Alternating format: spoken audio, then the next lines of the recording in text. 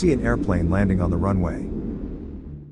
The scene then cuts to a car, where the protagonist of the story, Jimmy Vickers, a special ops interrogation officer, is listening to an old message from a woman who sounds like his mother, who is expecting to see him soon and hopes he reaches home safely. The man appears to be in great distress while he's going back home. Once he reaches home, he listens to another voicemail from his friend, Griffin, who consoles him and feels sorry about the loss. It is suggested that some tragedy has occurred, and Jimmy is in great distress due to it. Later on, Jimmy goes to a bar. He then inquires to the owners, Debs and Terry, if they know anything about the incident. Terry denies having any information, so Jimmy claims that Terry lives only 50 yards away from Jimmy's parents' house, enough for him to hear their screams. Terry seems displeased about it, and asks Jimmy to leave if he is here to cause some trouble. Depressed and furious at what is happening, Jimmy grabs Terry by his collar, and fights with a stranger. Debs then stops him and asks Terry to tell him what he knows. Terry finally informs Jimmy about calling the fire service that night, and he reveals that he saw 4 of the gang members. They broke into the house, and he heard the scream of Jimmy's dad, but only watched from the window because he was scared to intervene. The events so far are adding up, and later we see Jimmy in the burnt garage at the house where supposedly his parents were killed. He looks around and reminisces about his mom and dad from an old photo he found in the room. We are then transported back to a few days ago, in the same house when Jimmy's parents are alive. Jimmy's mom asks his dad, George, to mow the lawn since he is coming back, and she wants the place to look clean. Both of them can't wait for Jimmy to get home, and his dad agrees to mow the lawn when the dad gets back home later. On the other side of the story, 4 gang members are snorting illegal substances in the car while they wait for their next target. One of them assures them that their next target goes on the money run every day. Then we see a girl leaving the building to deposit money in the bank. The gangsters get alert and put on their rabbit masks, and follow the girl's car. The gangsters eventually intercept the girl at the end of the road, and drag her out of her car. One of the gang members searches the car for the money, but can't find it. And all of a sudden, Jimmy's father George, who happens to be driving by, stops at the scene immediately. The goons ask George to leave, and one of them hits him with a baseball bat. But George manages to punch him, and smash his head open. Then he faces the rest of them, and asks them to leave. One of the members is pointing a knife towards George to warn him, but they eventually flee the scene as they hear the police siren. Soon the police arrive at the scene. In his statement, George tells the police he just wanted to stop him and had no intentions to kill him. Chief Inspector Holland sarcastically says, "You should have thought that before swinging the baseball bat." He proceeds to arrest George on suspicion of manslaughter. Later that day, the remaining 3 thugs approach their boss, Warren, and inform him how the theft didn't go as planned. When Warren asks about his brother, he is shocked to learn about his death. Enraged by his brother's loss, Warren orders the gangsters not to return here until George dies. When George returns home after getting bail, the thugs, including Warren, follow him to the house and knock at his door. 2 guys get around the front door and knock, while the other 2 get around the back of the house. One of them then says that he's going to assault the mother. George is being held against a wall with a knife on his mouth, and the same goon who pointed his knife at him tells him that he shouldn't have acted as a hero that day. The gangsters then tie the couple to the chair in the garage, and pour petrol all over them. As the couple whimper, Warren lights the room and burns them alive. Say goodbye to her.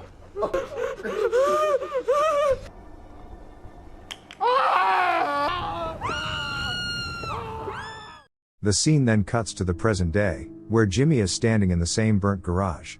His police friend, Griffin, shows up and informs Jimmy that one of the neighbors saw a black BMW speeding around 11 on the same night, but they never got a chance to read the number plate. Griff thinks there is a high chance that the gang involved in a conflict with George has murdered him, but the police have no proof against them. After instructing Griff to send him the CCTV footage of the theft, Jimmy leaves the garage with tears in his eyes. The following morning, Jimmy pays respect to the grave of his parents. As he is in the church, his wife, Morgan, shows up. Here we learn that Morgan and Jimmy were on the verge of divorce before this tragedy. Morgan says that he missed the funeral despite her mailing him 5 times. But after realizing that Jimmy is going through a rough patch, she consoles him that he doesn't have to be alone, and he could stop by her flat sometime.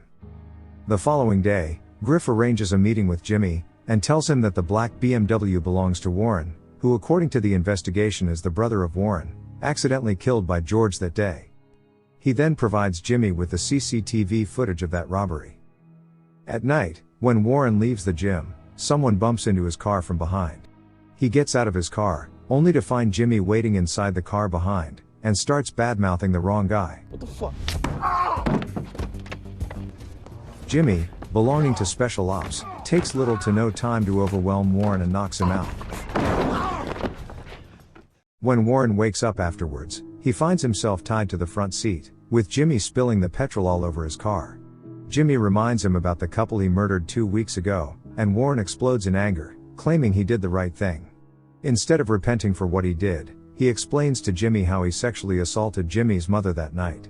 While controlling his emotions, Jimmy asks the bad guy to name his gang members, and he'll let him go in return. See, take that, take that.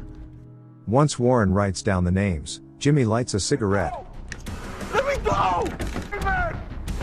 Man, are you sending me out of here? Sending me go back, please! Later, he heads his way to Morgan's place, but is unable to talk long due to a stab wound. When he gets up, Morgan realizes something is wrong with him. Seeing the blood on his shirt, the woman takes him inside, where she stitches the wounds. Although the couple was about to get a divorce, the incident brought them closer to each other, resulting in Jimmy spending the night at Morgan's place. On the following day, Warren's death has made the headlines, but everyone knows about his drug dealing profession and criminal background. When one of the thugs, Rob, learns about the accident, he and Leon dash towards Warren's business partner, Caleb, who they think might have killed Warren due to their conflict on percentages. The duo knocks at his door and confronts him. But Caleb doesn't know what they are talking about. After being saved by his girlfriend, Caleb denies the allegations and threatens Rob and Leon not to return to his block again. At night, Griff visits Jimmy and advises him not to punish the criminals alone. But unlike Griff, Jimmy thinks that the corrupted system in society will never stop these gangsters who are affecting almost every family in town. They only take the statement and process it, while the culprits laugh at them and spit in their faces. Griff is at the crime scene afterwards, where a man gets murdered during an armed robbery. Here Griff finally realizes the flaws in the police department, when Chief Inspector Holland neglects the armed robbery and the victims, by blatantly saying that the shopkeeper shouldn't have retaliated. When Griff gets emotional and says that the man was protecting his livelihood, Holland instructs him to take a chill pill. According to Holland, the man's wife will claim the insurance, get a huge payout, and everyone will be happy. Meanwhile, Jimmy keeps the hunt going, and moves on to the next member of the gang, Ryan.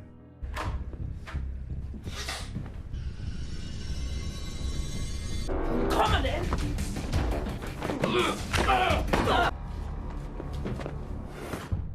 He takes him to an abandoned place, ties him to a chair, and puts a mouth clamp on his face. Knowing all kinds of tortures any special ops investigator would do, the pursuit of vengeance takes over Jimmy. He pours cement into Ryan's mouth, making him swallow and suffocate to death. The following day, the police find Ryan's body hardened from the top to the stomach due to the cement.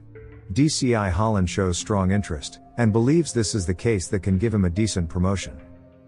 Following that, Terry the bar owner shows Holland CCTV footage of his bar, where they can see Jimmy is taking a passed out guy in the back of his car. Although Debs advises him not to reveal the video, Terry doesn't want his pub to burn down like George's house. The police question Morgan about Jimmy, and she lies as Jimmy hides in her apartment. Later, Jimmy is in the mart, where two policemen start to follow him. Just as they are about to arrest him, a car stops suddenly. Two well-built men get out and assault the officers, allowing Jimmy to escape with them. At this point, Jimmy is surprised to see Colonel Leach getting out of that car. Since Jimmy is a valuable asset to the special ops, the colonel himself comes to take him back. He gives Jimmy 48 hours more to clean his shit, implying to get over with the remaining gang members, after which he has to return to his job. On the other hand, Griff approaches his colleague, Joe, the SWAT leader, and tells him that this case shouldn't be taken seriously. Suspecting something fishy, Joe inquires if Griff knows the killer. Griff then tells the truth that he is a friend of Jimmy whose parents were brutally killed. As Joe still thinks that Jimmy is out of control, Griff says that Holland is no different, and that he is only taking this case seriously to become a superintendent, which will probably ruin the department with his corruption and negligence. Back to Jimmy, he goes about his revenge as he knows he has the backing of the army and he cannot get caught. While Leon is sitting in the strip club, he receives an envelope with the dead Ryan's picture in it. Suspecting danger, the thug escapes the club and runs until he gets knocked down by Jimmy. After regaining consciousness, Leon finds himself confined to the ground, with his lower body chained to the gate and his upper body to the car. Leon has no idea why he is being tortured, which infuriates Jimmy even more. As a result, Jimmy shows no mercy. He gets in the car and races it at full speed, leaving his body in 2 pieces.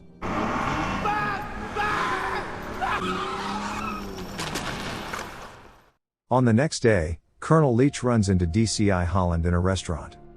He asks Holland to hand him everything the police got on Jimmy, and states that Jimmy belongs to the army and not him.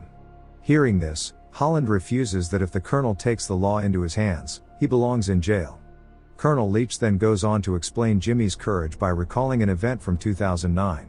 He states that the army found the terrorist who planned a major attack on the British mainland, but the terrorist refused to disclose any information about it. However, it only took Jimmy 10 minutes with the terrorist alone to make him spit his guts. He says that people like Jimmy do not fear death, they welcome him. Lastly, he warns that Jimmy will finish up on these guys and vanish into thin air. DCI Holland accepts the challenge, and declares to find Jimmy. Colonel leaves by warning Holland that if he ever lays a finger on Jimmy, he will come down so hard on Holland. On the next scene, we see that the police superintendent and commissioner of police meet the army chief on short notice. The army chief gets straight to the point and says Jimmy, the subject of the ongoing investigation, should not be taken into custody under any circumstance. Without revealing much about Jimmy, the officials tell the superintendents how Jimmy is crucial for Britain's top secret agencies. The army hierarchy asked the higher-ups in the police to report directly on the development of this investigation. Later that night, the last remaining member of the gang, Rob, who was part of the group that killed Jimmy's parents, is being taken outside some drug dealer. Jimmy makes him knock on the door, and uses him as a shield, although Rob flees from the scene later. He kills all the remaining drug dealers of the gang, except for Caleb, Warren's business partner. Jimmy ties him to the chair, and stirs some chemicals together in a bucket, which is the same chemicals the dealers use to prepare the drugs. Jimmy then proceeds to dissolve all the cash in the bucket, before eventually pouring the chemical over the guy's head and melting him alive. Meanwhile, DCI Holland realizes that Constable Griffin has been providing intel to Jimmy from the beginning, so he asks him who's next on Jimmy's radar. However, Griffin refuses to tell him, and asks to stay out of Jimmy's way, but Holland seems unreluctant to find Jimmy, and goes against the order of his superintendent. He then tracks down the last gang member in the hospital who fled the scene last night. The limping guy is in Jimmy's apartment looking at some letters in the next scene. Sometime later, Jimmy chases him down, and makes him drive near the seaport. He makes the guy sit down on his knees with his hands tied, and takes out a syringe, claiming that this is the most dangerous aerosol spray that will burn someone inside. Rob then spits on Jimmy, and asks him to look at the trunk of his car. To his surprise, it turns out that Rob has killed Morgan before Jimmy can kill him. In utter disbelief and exhaustion, Jimmy empties his gun's magazine into Rob, right as a SWAT team escorted by Holland arrive on the scene. Griff arrives too, and confronts Holland about letting Rob go from the hospital, and letting him kill Jimmy's wife. Holland says he let him go so the guy could lead him to Jimmy, but he did not know he would kill his wife. Seeing Holland's reality, the SWAT captain, Joe, asks his squad to stand down, which leaves Holland stunned. The suspects fled the scene on foot. They let a broken Jimmy walks off the scene, while Holland tries to stop him alone. And before leaving the place, Jimmy punches Holland in the face, causing him to stop finally. The movie ends in an alley where a random girl is putting down trash. 2 strangers obstruct and grab hold of her as she screams for help. On the other end of the alley, Jimmy appears. The thugs confront Jimmy and ask him to leave, and the screen goes dark with an evil smile of Jimmy. Okay guys,